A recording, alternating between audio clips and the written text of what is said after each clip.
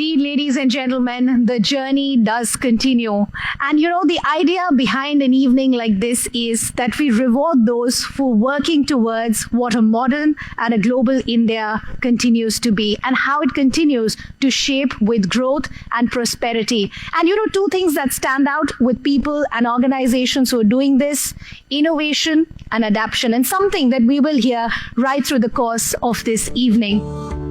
Indranil Roy, CEO of Outlook Group, shared valuable insights on how Outlook is facilitating connections and fostering growth for businesses across the country. We recently wanted to restart or rebrand the product, and this was about a year back that we said that we want to relook at what we have been doing over a period of time, and it is therefore we started saying that we would want to focus on certain pillars that we built within the brand Outlook business very much.